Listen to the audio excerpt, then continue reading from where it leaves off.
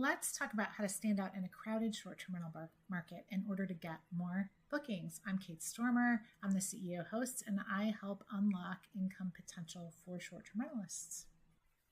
So I teach sort of very traditional marketing because it is tried and true.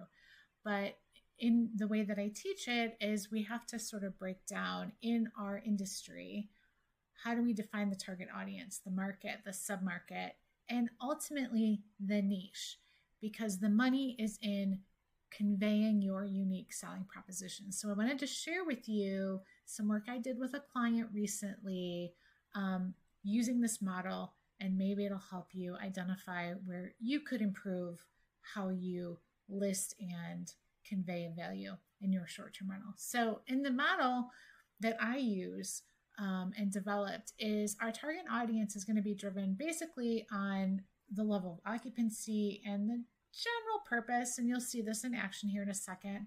Our market specifically is by location and budget tier, and I mean general location. And the reason for that is because almost 80% of travel lodging choice is derived from sort of the budget tier and the location of the property. Our sub-market is going to vary by location, but this is going to be maybe a sub-location, proximity to an amenity, key amenities offered, those kind of things.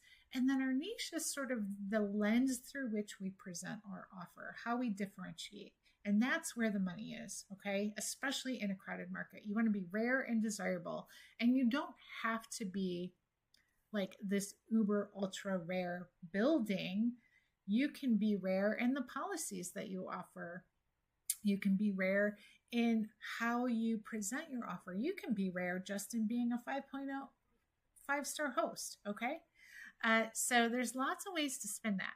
But let's look at what I did with a client recently when we went through this exercise together. So this was their target audience is really groups that are looking for access to top tier golf, and they are in a upscale budget tier, walkable to town. And I accidentally didn't fix one of my slides here, but we're going to go with it anyways, right?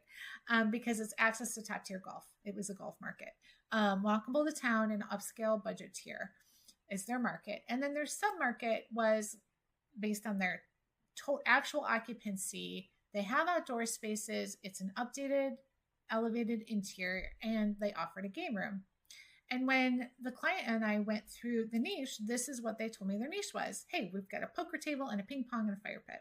And the reality is their niche that they told me, and I could clearly see when I audited their listings, was the same as their submarket, not differentiated at all, because a poker table and ping pong were in the game room, right?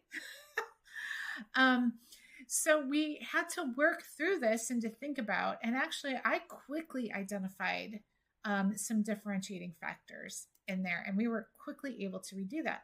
They were offering fitness equipment, which I did not see anywhere else in their submarket, and also emphasized the fact that that was buried in their listing, by the way, that they were committed to offering organic coffee and shampoos and soaps.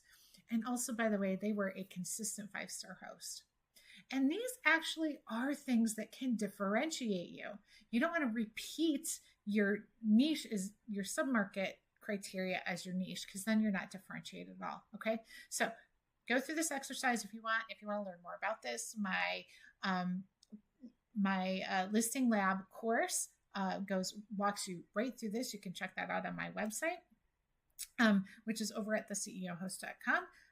And support a small business. Give a like, share, and a follow if this resonated with you.